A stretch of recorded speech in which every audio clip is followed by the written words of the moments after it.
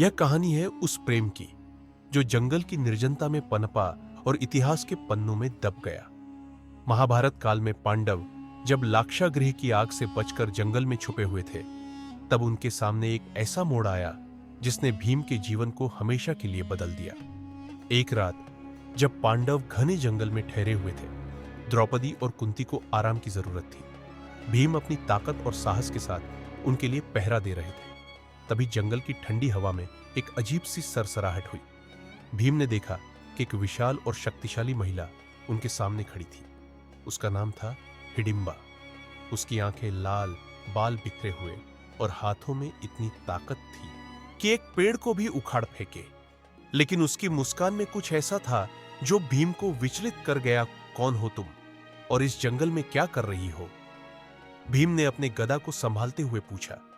हिडिंबा ने जवाब दिया, मैं इस जंगल की रानी हूं और तुम कौन हो जो मेरे क्षेत्र में आए हो?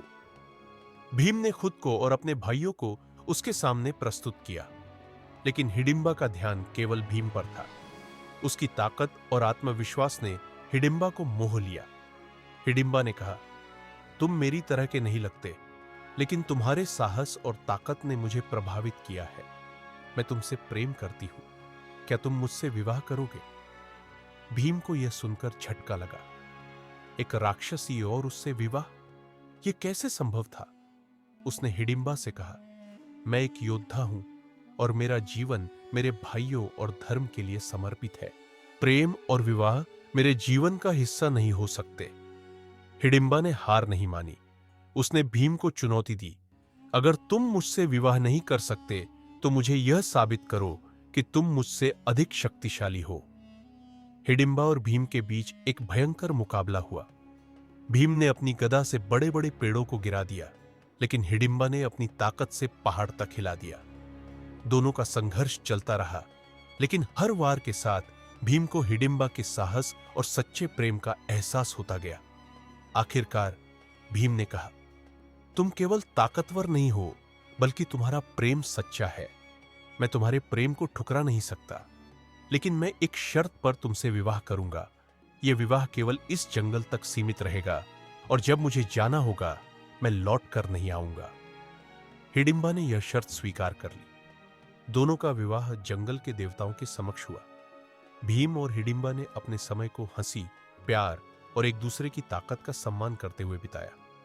कुछ समय बाद हिडिंबा ने एक पुत्र को जन्म दिया, जिसका नाम घटोत्कच रखा गया। वह भी अपने माता पिता की तरह बलशाली और वीर था। लेकिन वह समय भी आया जब भीम को अपने भाइयों के साथ आगे बढ़ना पड़ा। हिडिंबा ने भीम को रोका नहीं।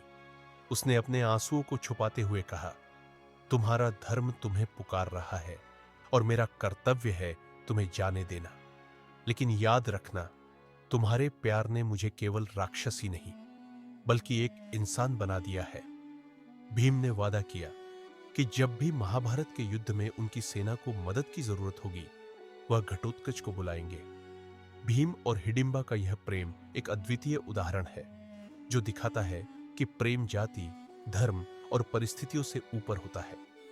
हिडिंबा का त्याग और भीम का साहस इस बात का प्रमाण है कि सच्चा प्रेम हमेशा किसी न किसी रूप में अमर रहता है।